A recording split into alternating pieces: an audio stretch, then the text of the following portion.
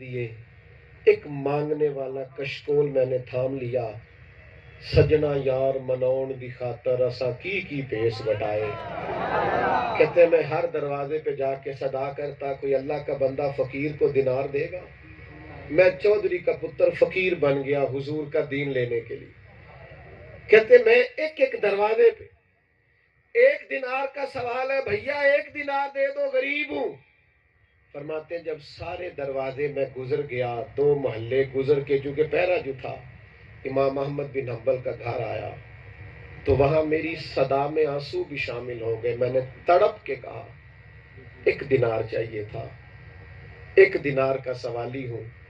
کہتے پھر وہ دروازہ سادہ سا کھلا اور سامنے ایک جھکی ہوئی نظروں والا، نورانی چہرے والا، علم حدیث سے روشن پیشانی والا، ایک خوبصورت دبلا پتلا وجود۔ کہتے ہیں جب وہ باہر آئے اور اپنی جیب سے دینار نکال کے وہ میرے کشکول میں ڈالنے لگے تو میں نے منہ جھکا کے ہاتھ چوم لیا اور میں نے کہا سجنا میں بیکاری تو نہیں ہوں، میری ماں تو مہنگے جوڑے پہنایا کرتی تھی، پر میں تجھے ڈھونڈنے اس لیے آیا ہوں کہ مجھے اپنے نبی کا دین سیکھنا ہے۔ تو کہتے امام صاحب نے آنکھیں کھول لی، فرمایا دین سیکھنا ہے؟ کہا حضور اگر میں روز فقیر بن کے آؤں، کو نہیں سمجھ آ رہی آپ کو میں کیا کہہ رہا ہوں؟ اتنا ہمیں نہیں بننا پڑتا، ہم تو اس سے پہلے ہی سیکھ سکتے ہیں، اتنا نہیں گہرا جانا پڑتا، پر شرط یہ ہے کہ اندر لو نہیں لگتی، تڑپ نہیں پیدا ہوتی، وہ کیف نہیں ملتا، وہ جو اندر جلن ہے، شوق ہے، وہ نہیں بیدار ہوتا۔ وہ کبھی پیدا ہو جائے نا تو پھر تو کمال ہو جائے۔ کم صلاحیت رکھنے والا آدمی بھی زیادہ کام کر دے اگر جذبہ اس کے اندر مضبوط ہو۔ امام صاحب کہتے ہیں ایسا طالب علم جو فقیر بن کے آئے گا اور حدیثیں سیکھے گا، میرا بھی پہلا موقع ہے۔ فرمایا پتر روز آنا، مجھے بھی بڑے دن ہو گئے سبق نہیں پڑھایا۔ اور جوانوں ادھر تو دیکھو، او استادوں کے شکوے کرنے والوں، اور یہ کہنے والوں کو دین ہی نہیں بتاتا، اور یہ کہنے والوں کہ اب کوئی بتانے والا ہی نہیں رہا۔ تو طلب تو پیدا کرنا، تو تڑپ تو پیدا کرنا۔ چلے میں نے باتیں تھوڑی کرنے کا ارادہ کیا تھا، پر کیا کروں، یہ اقبال بھی بار بار ہی ہمارے سامنے آتے ہیں۔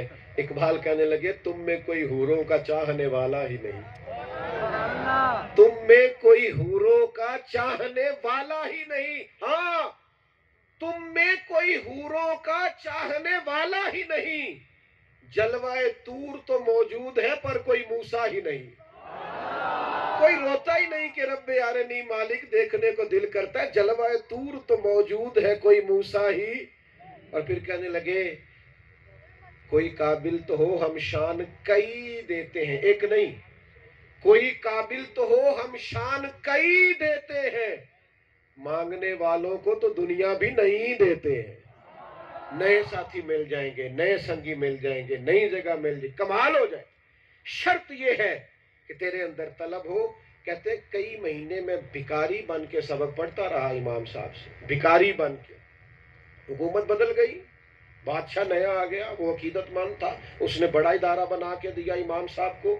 کہتے ہیں امام صاحب جبہ پہن کے اور خوبصورت خوشبو کے ساتھ مسند تدریس پر جلوہ فگن ہوئے تو پرانے سارے شاگرد بھی لوٹ آئے، کہنے لگے ہم نے بھی کپڑے بدل لیے، فقیروں والے اتار دیے، لباس پہن کر، سر ڈھانپ کر، جوتے پہن کر، وضو کر کے جب حاضر ہوئے نا تو فرماتے امام صاحب بیٹھے تھے، جب فقیر گیا تو امام صاحب اٹھ کے کھڑے ہو گئے اور پہلے سینے سے لگایا، پھر ماتھا چوما، پھر قریب بٹھا کے کہنے لگے پڑھا مجھ سے بڑی دنیا نے ہے، پر جس طرح کا آپ نے پڑھا ہے نا ایسا کسی، میرے عزیز وہ ولولہ، وہ جوش، وہ جذبہ، یعنی بدر والے دن نبی کریم نے پوچھا صحابہ سے کہ میاں وہ 1000 ہے، ہم 313 ہیں، وہاں ایک ایک آدمی کے پاس 3 قسم کا اسلحہ ہے، ہمارے پاس تھوڑی سی زرہیں، چند تلواریں، کیسے لڑنا ہے؟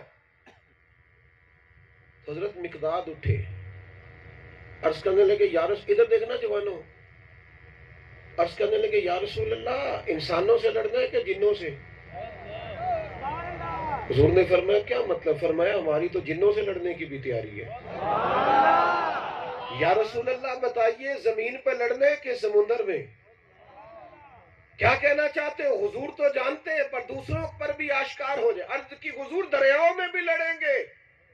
نبی کا اٹھے مقداد اور عرض کی ہے ہادی دوراں، ہمیں بخشی ہے جب سے آپ نے یہ دولت ایمان، تمنا ہے کہ نعمت کا بدل کچھ تو ادا کر دیں، نہیں کچھ اور کر سکتے تو جانے ہی فدا کر دیں، اور نبی کا حکم ہو تو کود جائیں ہم سمندر میں، اور جہاں کو محو کر دے نعرہ اللہ اکبر میں۔